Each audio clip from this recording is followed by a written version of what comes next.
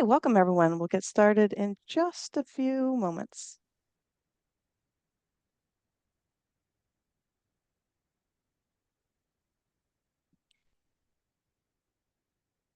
Catarina, did you need any feedback about starting it? We did see it briefly, the presentation.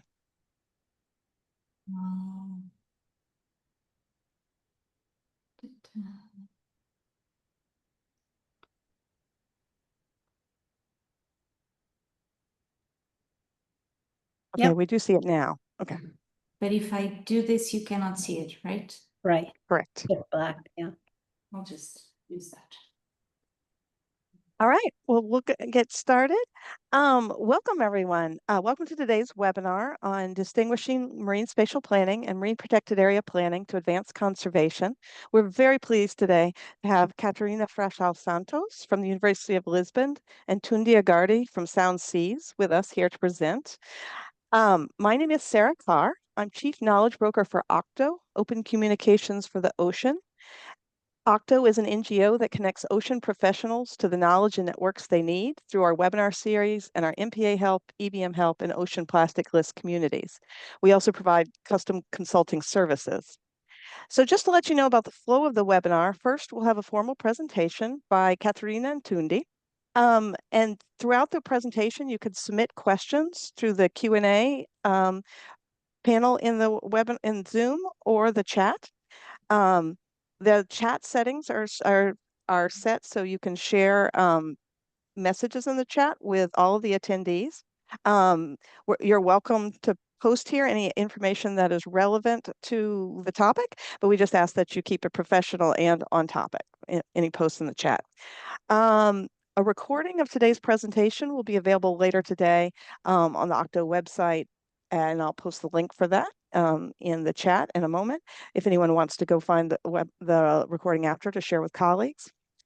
And that's it from me. We welcome you to send in questions again at any time, and we'll handle questions after the presentations.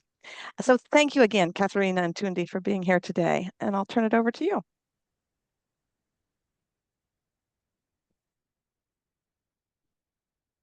Thank you, Sarah. Thank you so much for having us here again. And thank you everyone for your interest in this webinar and our talk about distinguishing marine spatial planning and marine protected area planning to advance conservation and ocean sustainability. So today we are going to cover a number of topics, from a summary of our recent perspective paper to broader marine planning considerations, other related tools, and also an example of conflation from polar regions. So let's start with the paper.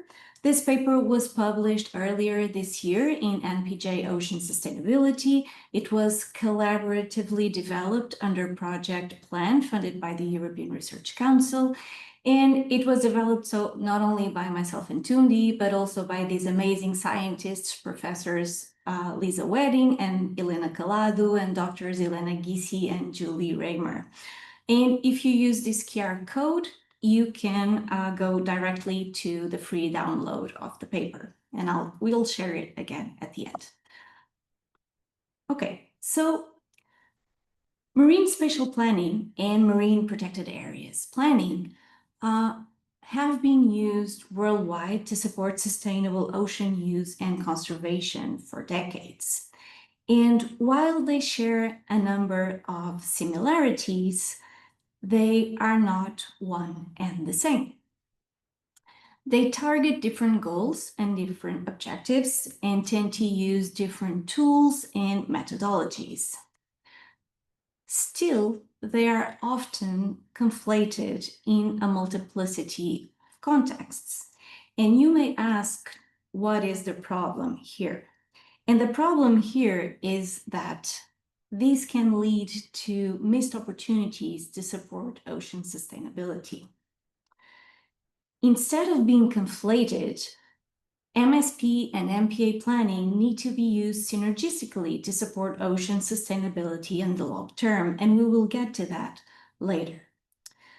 So On one hand, we have MSP, Marine Spatial Planning, which is a multi-sectoral and multi-objective process that broadly focuses on optimizing sustainable ocean use and the blue economy development by balancing ecological, social, and economic objectives. And simply explained, MSP is a way to organize the use of the ocean in space and time. And one of its most common definitions describes it as a public process of analyzing and allocating the spatial and temporal distribution of human activities in marine areas, with the goal of not only minimizing conflicts, but also promoting synergies between those uses, among those uses, from fisheries to tourism, aquaculture, maritime transportation, but also between those uses and the environment, in order to balance conservation with human development. On the other hand, we have marine protected area planning. And MPA planning focuses explicitly on biodiversity protection and meeting conservation goals. And according to the definition by the International Union for Conservation of Nature, IUCN, a protected area is a clearly defined geographical space that is recognized, dedicated, and managed to achieve the long-term conservation of nature. And while there is a continuum of MPAs, from those that are fully protected, no-take, areas that prohibit all types of human uses, to multiple use MPAs that allow for a variety of extents of human activities, regardless of these categories, MPAs always aim to limit the uses that are incompatible with nature protection. So they always focus on areas with distinctive biological features and ecological values. Now, it is true that MSP and MPA planning share similarities and overlaps. First, they are both spatial planning approaches with concerns over sustainable ocean use and conservation. They tend to coexist in space. For example, allocating space for a marine protected area is normally an outcome of MSP. The Great Barrier Reef Marine Zoning Scheme, the Marine Park Zoning Scheme, so a marine protected area, is normally mentioned and referred to as the pioneer example of MSP. And then we have the conservation ready or ecosystem-based MSP that puts conservation, sees conservation as the foundation for the entire planning process. And many people, when they hear this, they think of it as the same as conservation planning. But there are also key differences between MSP and MPA planning. From zoning to spatial and temporal dimensions, the ability to involve stakeholders or take a systems view, and also the way to integrate climate change considerations. For example, in what regards zoning, in MPA planning, zoning largely focuses on the restriction of certain ocean uses that may hinder conservation, while in MSP, the allocation of areas to certain uses tends to be based on the assessment of potential conflicts and compatibilities among existing and future human uses. As for scale, both temporal and spatial, MSP generally takes place at the national scale, being developed for entire exclusive economic zones. Of course, there are examples where it takes place at a subnational scale. But in general, it takes place at the national scale, while MPAs normally cover smaller areas under national jurisdiction, with the exception of a small number of large-scale MPAs, as for example, the Ross Sea MPA that is larger than the EEZ of Portugal, for example. As for the temporal scale, while MSP tends to be more forward-looking by design than MPA planning, generally using scenario development and visioning processes to analyze imagined futures, MPAs tend to focus on existing evidence of conservation benefits, for example, biodiversity hotspots or nursery areas of key species. Then we have stakeholders engagement. Marine spatial planning is a process designed to allow for the integration of all voices at the same table, as it aims to achieve multiple social, economic, ecological objectives. And for this reason, it has to reflect as many expectations, opportunities, and conflicts as possible. Otherwise, it won't be sustainable in the long term. As for MPA planning, the full multiplicity of stakeholders and sectors are usually not holistically considered and integrated as in MSP, especially where user groups are not directly affected by a proposed MPA. And of course, there is exceptions to this. Related to this is the ability to take a systems view in planning, so recognizing the complex social ecological dynamics and interactions that take place. And this is naturally more, it's easier in MSP because of its multi-sectoral and multi-objective nature. It has to take these complex relationships into account. Whereas, and it's also meant to account for transboundary effects, and that is why normally the boundaries for planning, for creating a vision, have to be larger than the boundaries for actual management.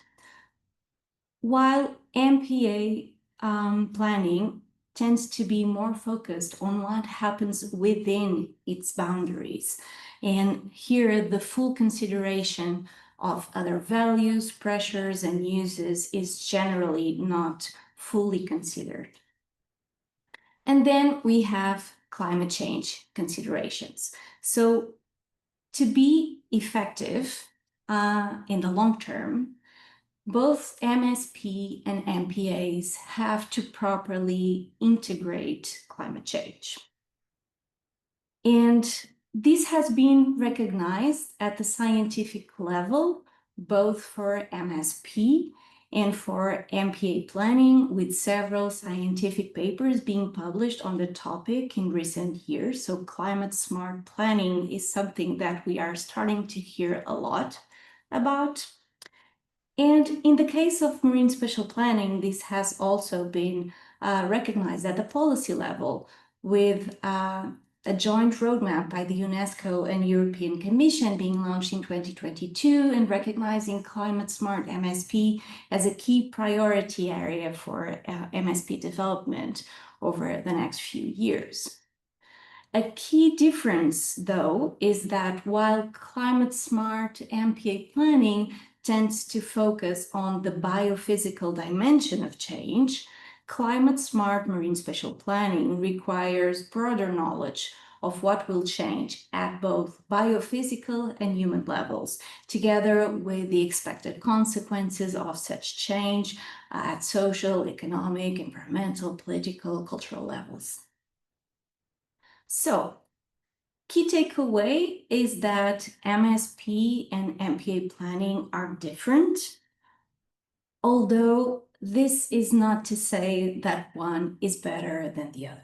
Definitely, they both play different but key roles, and they need to be used synergistically and further integrated to actually support ocean conservation and ocean sustainability.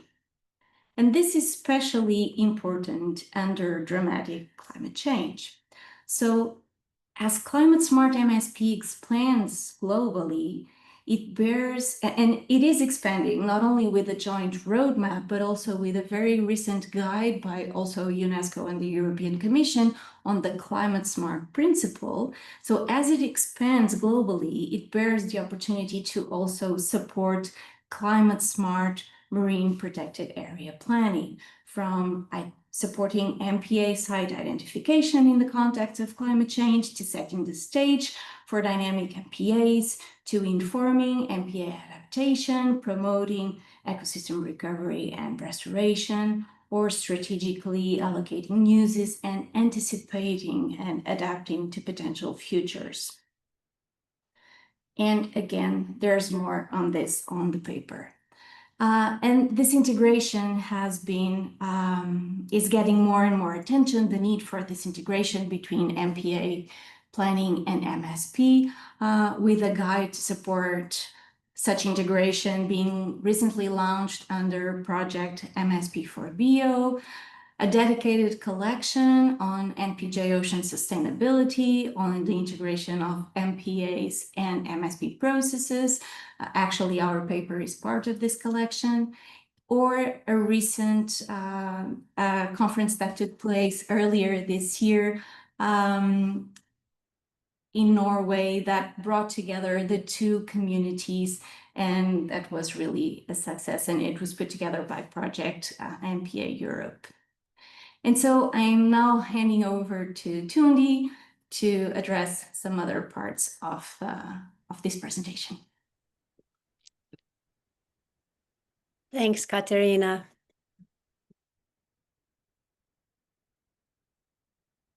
Let's see. Green? Yeah? Oh, sorry. It's up and you just need to put it in presentation mode. Okay. Yep. Good. Yep. So thanks, Catarina, and hello, everyone. Delighted to be talking about this topic, and just want to parse a little bit what we mean when we say MPA planning, to get a little bit into the details of MPAs, not to rehash a lot of history of assessment and analysis of MPAs, but just with regards to the conflation of MPA planning and MSP. What are we really talking about when we talk about MPA planning? So in general, I think we can say that MPAs are very often a response to deteriorating conditions, and these conditions can deteriorate on land, in the sea, of course, happening in both places, generally leading to a kind of cascading effect of decline, in which the MPA is considered a kind of stopgap to stop the decline and prevent further degradation. Those kinds of MPAs can certainly do that, can prevent further degradation, but they also can serve, very importantly, as kind of models for integrated management. And we see in many countries where there aren't frameworks for integrated management that this kind of an approach starts with an MPA that is multiple use and considering different kinds of stakeholders, trying to address pressures and degradation, and thereby serve as a model. But MPAs, of course, can also be proactive in the sense of trying to preserve what is still relatively pristine or intact. So MPAs focused on biodiversity hotspots, for instance. And then we have now a situation where, whereas MPAs of the past could really serve as refugia or as measures to protect little pockets of pristine ecosystems, the MPAs of the future are really going to have to deal much more with restoration. So not just conservation in terms of maintaining the status quo, but also with considering active restoration interventions to try and promote the full recovery of these ecosystems. And without going into the IUCN categories or the many, many papers and discussion groups and work packages that focus on the typologies of MPAs, just to say that these MPAs range from very small to very large, with a lot of different labels and names and kind of perspectives that are attached to those labels and names. So we have conventional marine parks and sanctuaries. We have, as Catarina mentioned, no take or fully protected MPAs that strictly protect ecosystems.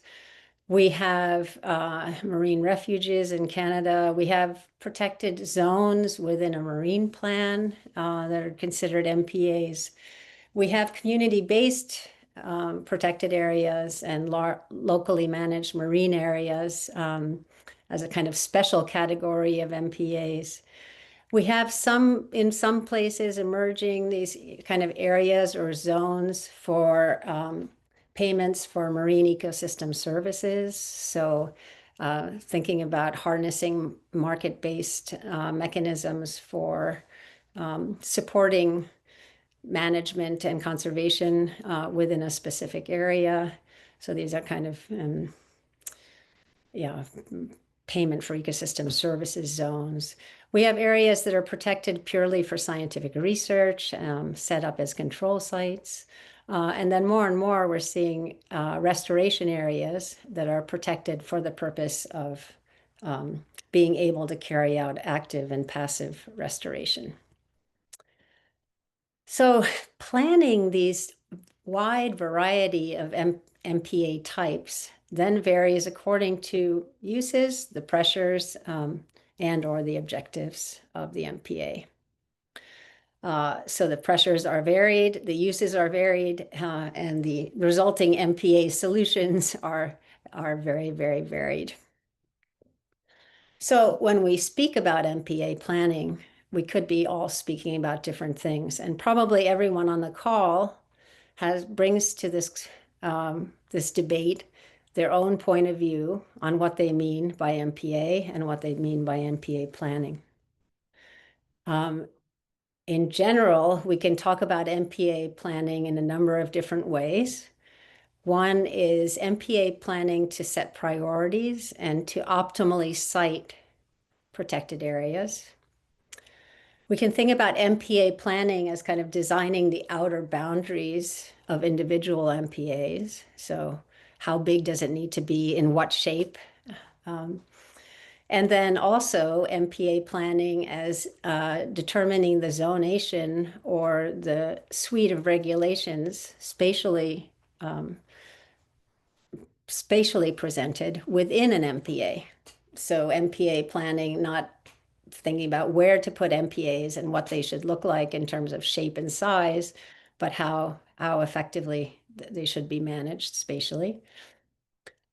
We could also think about MPAs as a way to plan to create buffer zones around existing MPAs. And this is, I think, an exciting new kind of new development.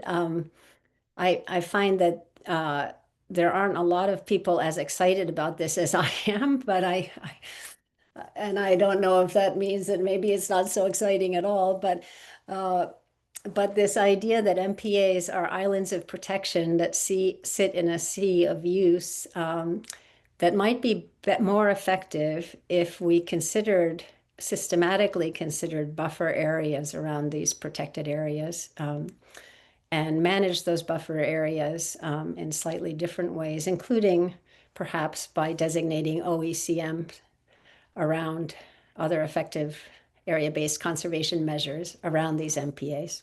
Anyway, it's another way to think about MPA planning, to think about the boundary of MPAs and what can be done to secure those borders and make the MPA effective.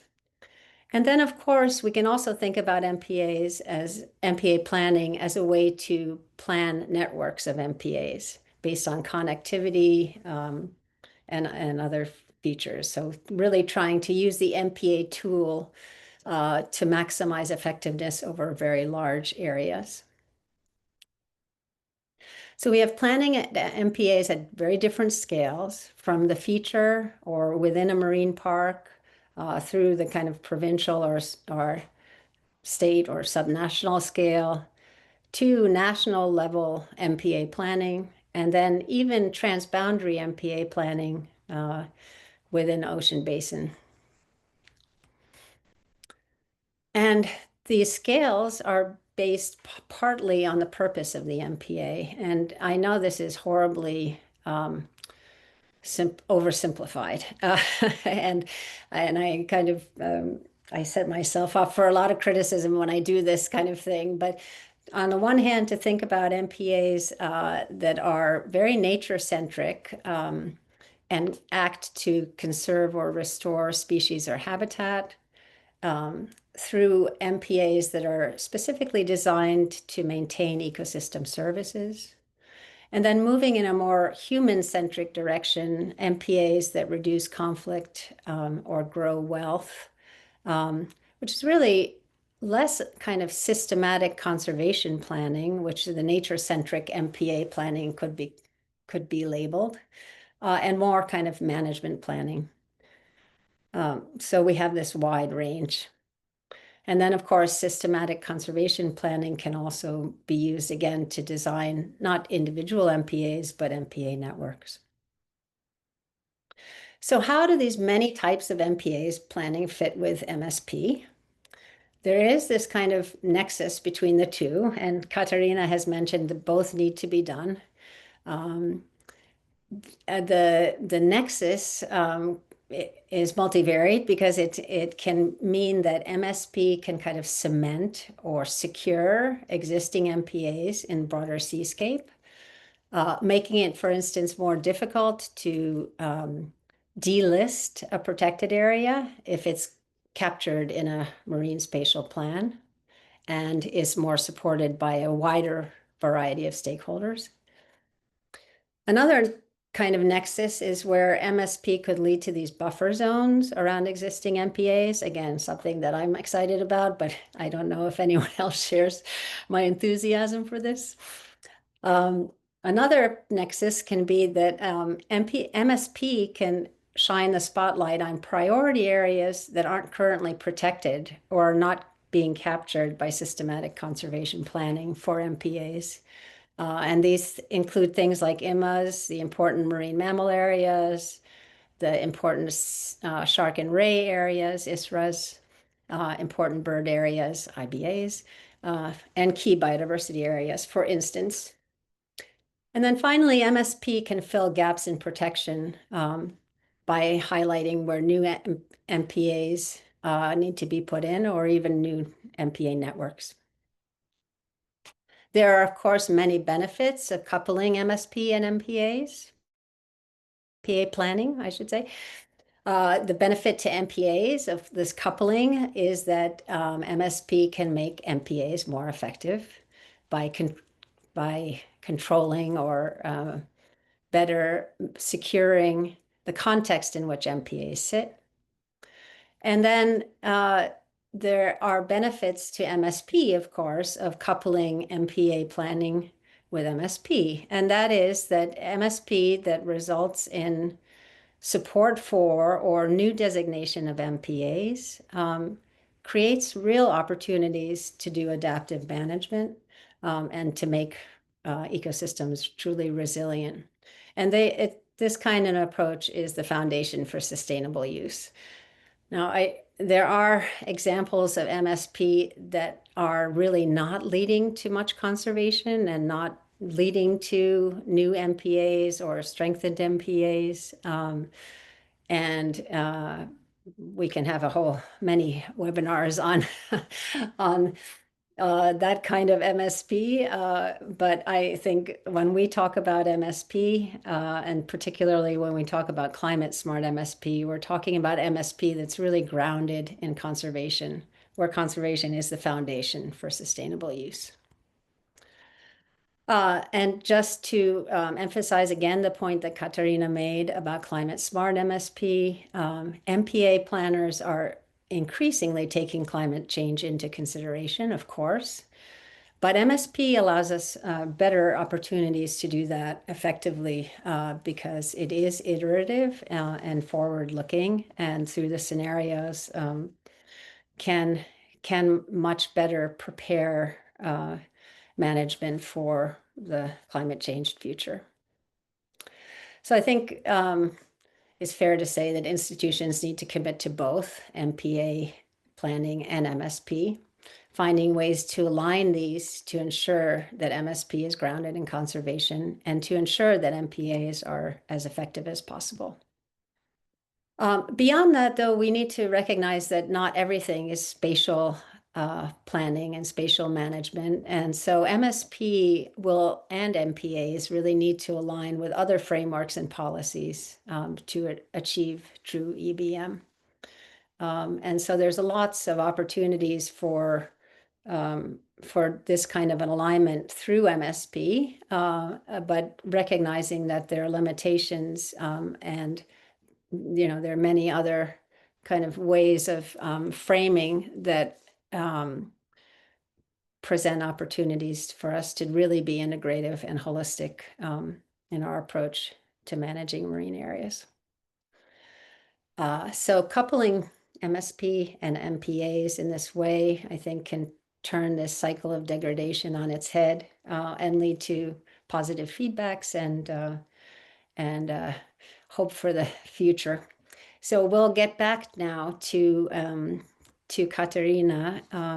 I just want to say that you may be wondering why we are so focused on the conflation of MSP and MPAs. And Catarina will give an example of this conflation and how it has led to some missed opportunities. And then we hope to engage you in conversation about your own experiences and whether you're seeing this as well. So I'll hand it back to Catarina. Do I stop share? Yeah, good.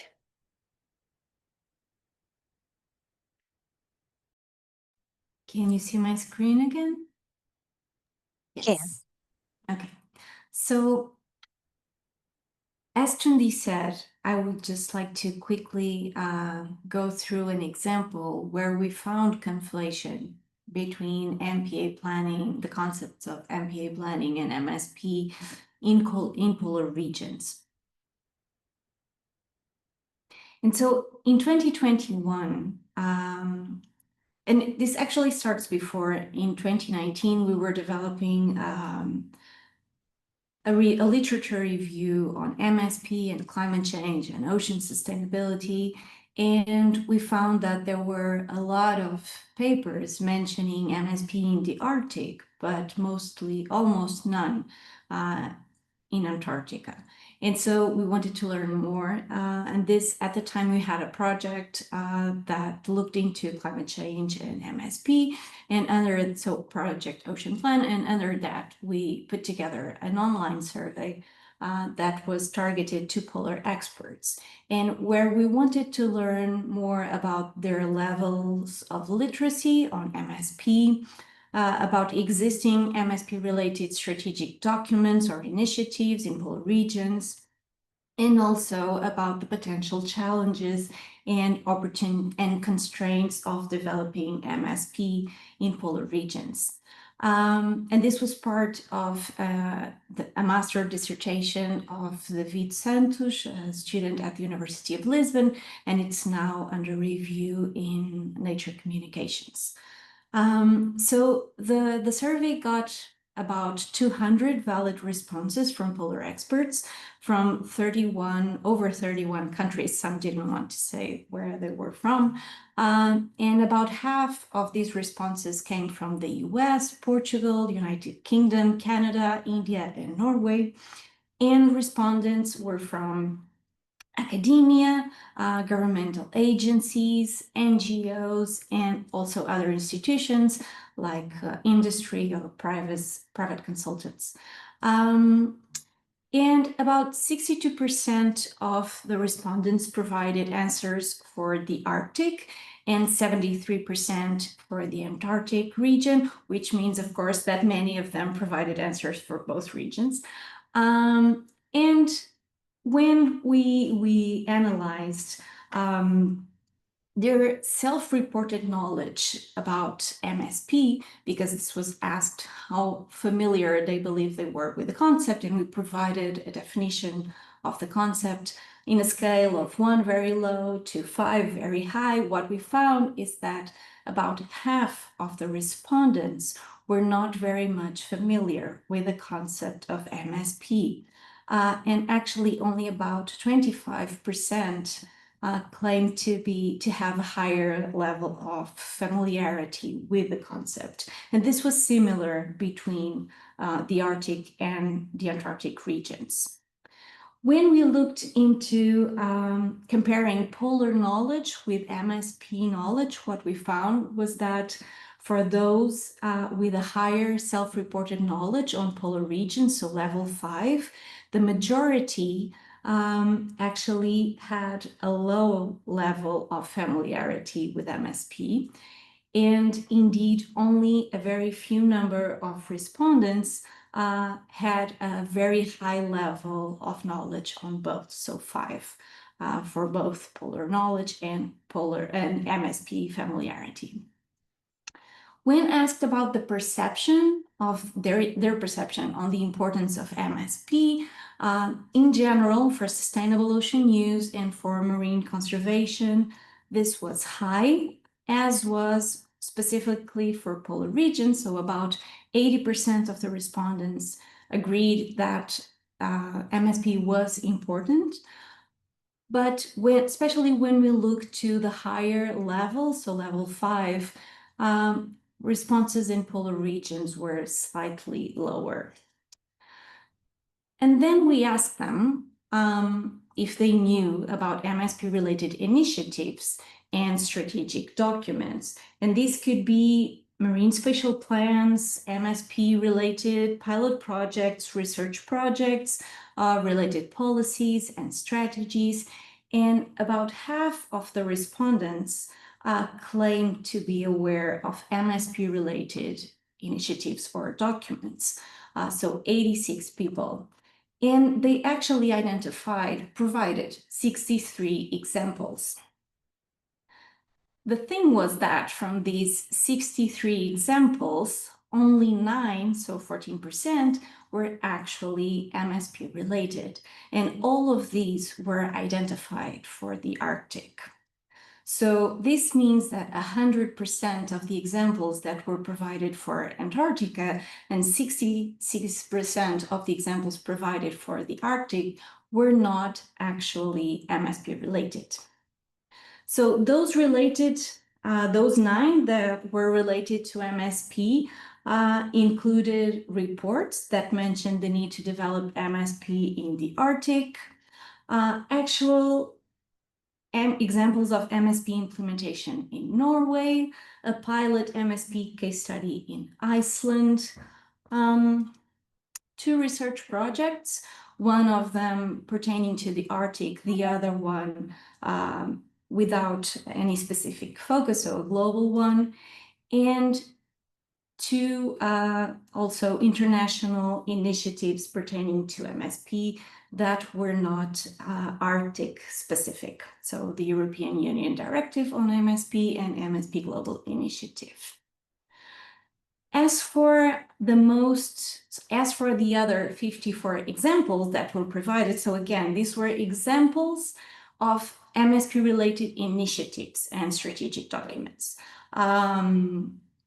And they were not asked like if they were MSP related. They were asked as MSP initiatives and documents.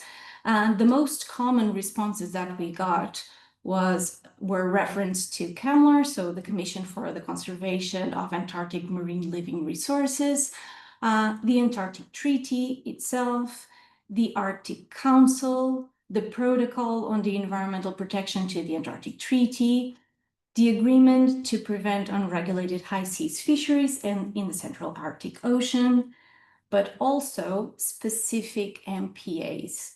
So the Ross Sea MPA was provided as an example of MSP, the Weddell Sea MPA, the Domain 1 MPA, the South Georgia and South Sandwich Islands MPA, the framework for a pan-Arctic network of MPAs, and several unclear MPA initiatives. So MPAs were actually mentioned 38 times by 24 polar experts when asked about MSP initiatives. And MSP was only mentioned 24 times by 17 polar experts. We could see that some Antarctic experts, 19, that self-reported a high level of familiarity with MSP, said to be aware of MSP strategies or initiatives in the region, but none of the provided responses pertain to MSP. Instead, several responses actually referred to marine protected areas. And we found the same for the Arctic, but not to the same extent. And we actually had one respondent from the Arctic noting that MPA planning was not MSP, but there were some similarities. And this is an example of two scientific papers in the Southern Ocean that mention marine spatial planning in the title. So marine spatial planning for the conservation of albatrosses and implications of massive circular biomass for marine spatial planning. But then very quickly, when the article starts, the real focus is about networks of MPAs, marine conservation planning, and MSP does not appear again.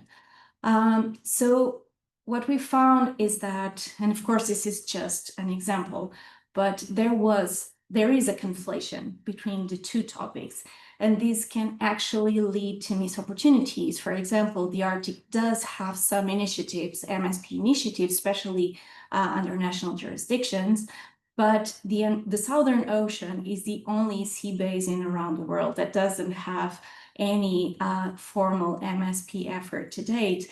And actually, only in the past couple of years was the topic of MSP discussed at the Antarctic Treaty consultative meetings that have been taking place for over 60 years.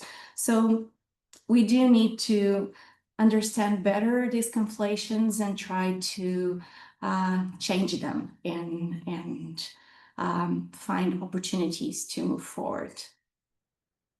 And so I would end here, and we would like to have some time for discussion and also to learn about other examples where, from your experience, if you have seen this conflation and what are the reasons and the challenges, and to hear from you as well. Okay, great. Would you like me to launch the poll now, Catarina? Yes, please. Okay, all right. Let me get that going.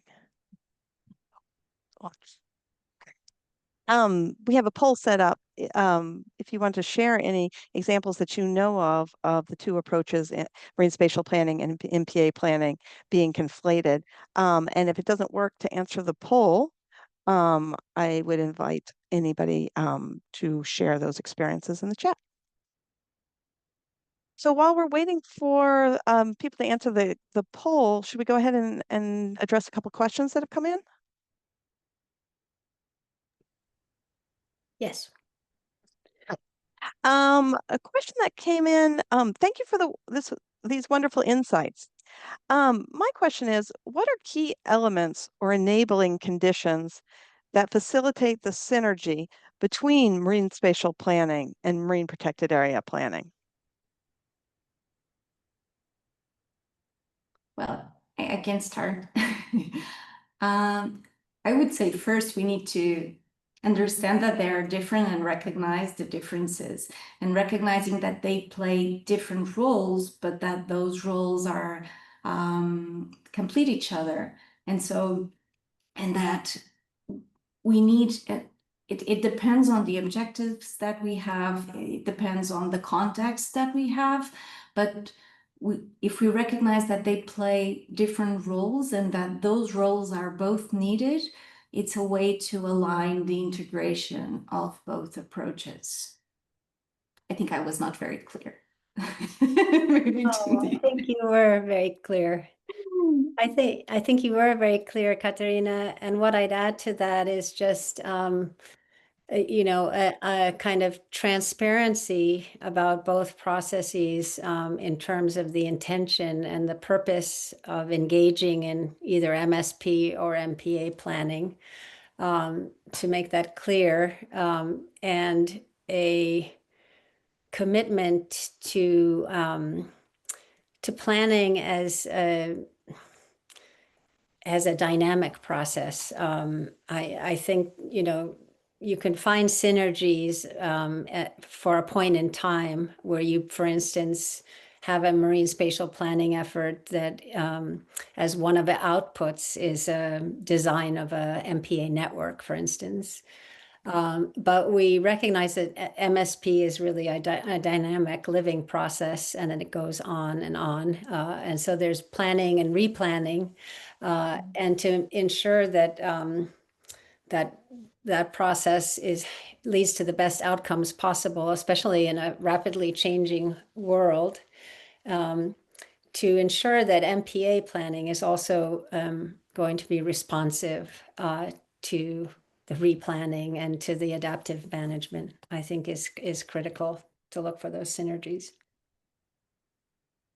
Okay, thank you both. It was a great question. Appreciate that.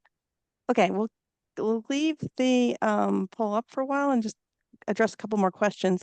I wanted to shout out one comment that was made, and that was to point out another type of marine protected areas are marine IPCAs, indigenous protected and conserved areas. So thank you, Elise, for pointing that out. Yeah, thank you. Okay. And let's see, another question that came in. Can we discuss how MSP, marine spatial planning, can be implemented with communities? I can start. So normally, well, two things. One is that stakeholder engagement is, in theory, a fundamental part of MSP. And I'm saying in theory because we are talking about MSP as an approach. Of course, that then the implementation of that approach differ from context to context. And in some cases, unfortunately, it doesn't happen as we would like it to. But stakeholder engagement and involvement from the start is by concept what MSP is supposed to do. This said, MSP normally takes place at the national scale. So the integration with local communities is many times not done in the same way as if we were managing a specific smaller area, just worrying about the set of values and opportunities and problems that that area has. So we have this scale issue, and many times in the broader picture, sometimes local areas might be not valued the way that they should. Still, if there's a proper process for engaging stakeholders, there should be a way to ensure that the small communities have a strong voice. But I think that would vary with context and very much depend on the actual goals of the people leading the marine spatial plan.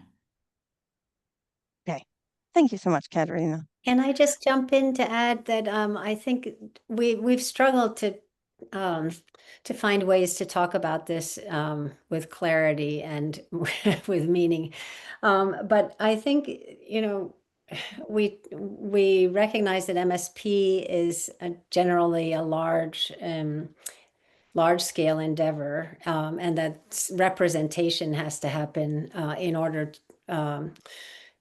to have meaningful stakeholder engagement. Stakeholder representation at that scale means that someone is speaking for a wider group, but that representation can be multidimensional, can be kind of hierarchical. So we think about MSP might be able to, for instance, prioritize areas that need consultation at a much finer scale with much broader less representation in terms of one person speaking for many, and much more active engagement of many stakeholders. So you can imagine that within a marine spatial plan, there would be a kind of smaller subset of planning where the engagement would be much more genuine, I guess, much more person to person, much less relying on the representation of one person to represent a whole stakeholder group, for instance. And then in a kind of complex way, these different scales of reaching out and engaging people can all be brought into the broad MSP planning process happening at the national scale or even transnational scale. So I think there's ways to engage, meaningfully engage people, but it can't be done, as Catarina said, at the large scale everywhere at the same time. It's a scaling problem, and very similar to other political problems that we have in the world today. Okay. Thank you, Tundi, too. I wanted to let everyone know that I'm about to end the poll. So if you've been very thoughtfully writing detailed response, which we very much appreciate, maybe if you could copy and paste it and put it in the chat. I'll give everybody a second to do that, and then we can share some of the poll results. Great. But I'm going to give that a second. But while we're doing that, I wanted to send out another question to you guys, pose another question. Can you expand on how MPA planning allows for better adaptive management and why adaptive management cannot be undertaken just as well with MSP without MPAs?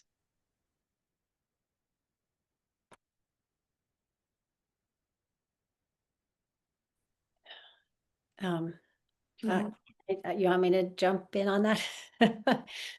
So I think we need a certain amount of control and protection within an area to be able to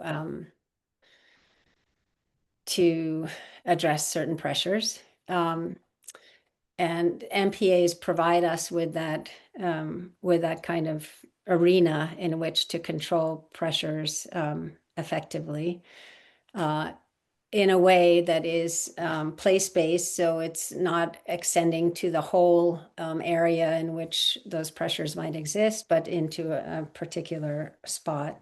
And then through the MPA, I mean, the true definition of an adaptive management in C.S. Holling's view was that the management is set up as a way to gain information, to collect data, which is then used to improve the management, to amend it, reform it, and so forth. So MPAs can provide us with that tool to collect the information necessary to know how regulations need to be changed, how areas need to be expanded or shrunk, how we need to adapt to management so that it's truly effective. I think the same can't be said for areas outside of protected areas to the same degree. I hope that answers the question. I'm not sure it does, but Catarina, did you want to add anything or? No, I think it does answer. I would just add that in addition to everything that Tundi said, I think that having this approach of doing something, looking at the results, evaluating those results, and revising our decisions is something that we have to do in parallel. So not only do we need MPA planning and MSP at the same time and to integrate them, we have to have this adaptive approach in both of them to different levels. But the approach, the objective should be the same, which is to revise our decisions based on the results that we are seeing and the changes that we are seeing. And I think this is especially important in the context of climate change, because everything is changing and will continue to change. The ecosystems, the users that rely on those ecosystems, the interactions among the users. And so we need to make sure that we are protecting the right area, that the features that we were protecting didn't change in space and time. So if they did, we have to be sure that to reallocate those areas. And so to have this adaptive vision and approach to planning is fundamental in both cases. Okay, thank you so much, Catarina and Tundi. I'm not entirely sure how well people can see the results. We're sharing the results, but it's a little hard for me to scroll through them on my end, so it might be difficult. Can't see Yeah, any. it shows me a Wordle. Yeah, I don't think they'll be able to see them. But regardless, we really appreciate everyone who responded. I think it'll be very helpful for Catarina and Tundi for their research. So even if we're not able to share them now, so I took a quick glimpse, and I think there's a lot of useful information in there. Great. So as we continue on with questions, there was a question: how do you see the role of open data in the complementarity of marine spatial planning and marine protected area planning? Interesting question. I would say it's fundamental.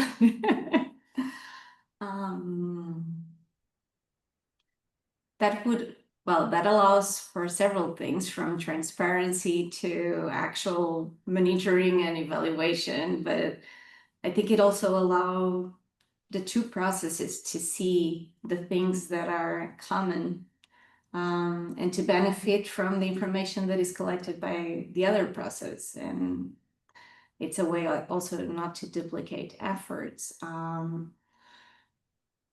It goes much further than this, and I know, but on top of my head, this would be, it's what pops in my head. Good, thank you.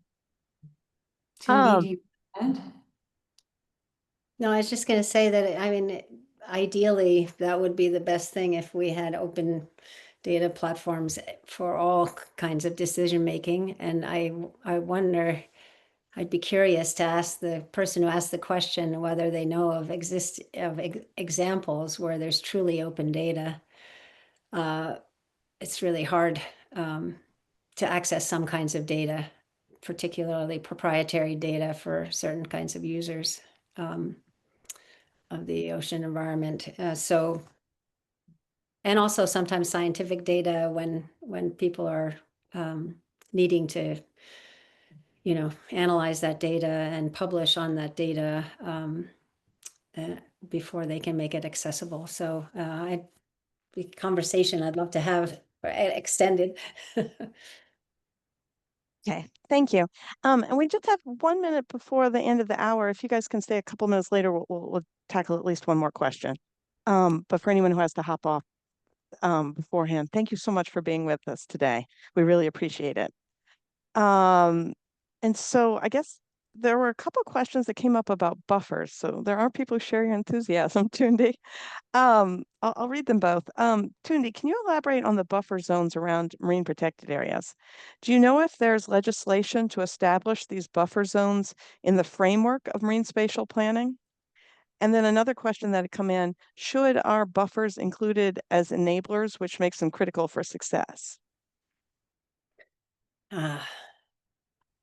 Well, the second question is kind of a loaded question, but I would say yes, they should be required. But again, I have a very strong cognitive bias on this.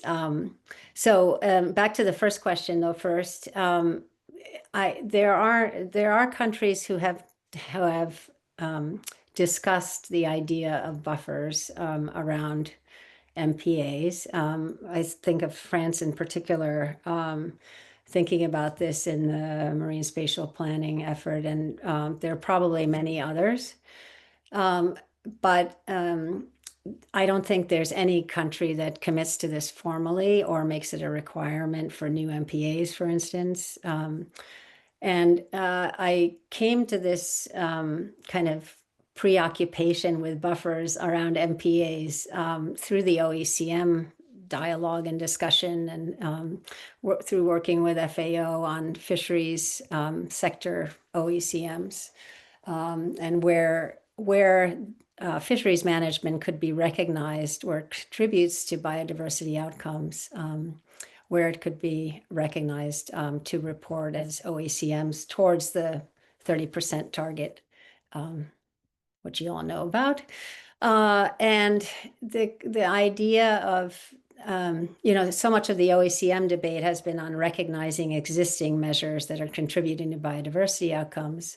And there are some schools of thought that OECMs can't be planned, they can only be recognized. I'm of the mind that it would be useful to think about this other kinds of sectoral management that complement conservation through protected areas as a kind of incentive for setting up new OECMs. And I would love to see more planning of a kind of OECM qualified management or OECM potentially recognized management around MPAs consistently. Several of us have talked about how do you do this? Like how could you make this kind of not a requirement so much as how could you provide guidance for doing this within a marine spatial plan? And I think one thing is to fully appreciate the extent to which the MPA boundary presents an obstacle to effective MPA management. So recognizing that on a case-by-case basis, and then thinking about what could I do in the buffer zone beyond the MPA boundary that could help alleviate this problem. That could be something that could be brought into MSP, into marine spatial planning. And not necessarily on the first iteration, it could be in one of the replanning efforts, several iterations down the line. But it's just something to keep in mind. And I'm sorry that I don't have more concrete, or I can't provide you with any examples because I don't know where this is being done, if it's being done anywhere in the world. So. Thank you, Tundi. One last question. Could we imagine as the OIC an integrated plan at the scale of the ocean? I just think that's a fun question to think about. Any thoughts, Tundi and Catarina? I'll say one thing is I've been alive a long time. And in 1987, when I was working with Richard Kensington on biosphere reserves, marine biosphere reserves, we had a dream that the whole ocean would become a biosphere reserve with strictly protected core areas, and then buffer areas around those core areas, and transition areas that were areas of cooperation where countries would get together to jointly do what they could to preserve the ocean ecosystem. Well, that dream never is, wholly unrealistic, I think, but I think most of us who work in marine conservation think about these wildly ambitious things and work towards them, recognizing that we take small steps towards the bright future. But Catarina, do you have anything to add? It's a great question. I would say that implementation at that level would be really difficult, but I think it is possible to get the notion that we do need to have that broader view, because the ocean doesn't have boundaries. And so one way or another, things that happen in one place will affect other areas, even if far away. And this is especially clear in the poles, for example. Everything that happens there has implications all around the globe. And so we need to have this, we have to know this and we have to recognize this, and we cannot just be, we have to be aware that when we are making plans within our just jurisdictional waters, or even at a smaller scale, all of those areas will be affected by what happens around them. And that's why a very important thing, or an idea or concept in MSP, and not just in MSP, is that you have to have these boundaries for planning that are broader than the boundaries for management. To have the boundaries for planning opening up for the entire ocean would be amazing, but it would also be amazingly complex. But maybe with all the data evolution that is taking place and will come, maybe that will be more possible in some way. Nevertheless, the decisions will tend to be made in a more local way, derived from interests and settings and different people with different perceptions and goals. But I think it's a great idea to keep. All right. Thank you. We'll have to wrap up now. We still had a bunch of great questions that we were not able to get to, and I'm so sorry that we didn't have time. But I will be sending all the questions and both in the chat and the Q&A to Catarina and Tundi so that they are able to see them. So thank you to everyone who participated and sent in those great questions, as well as all the participation in the chat with sharing of information. We really appreciate that. So thank you to everyone who attended. Huge thank you to Catarina and Tundi for sharing your research with us and your thoughts and your experience. And we look forward to having you on again, continue this conversation. All right. And goodbye, everyone. Appreciate you being here. Thank you, everyone. Bye. Thank you.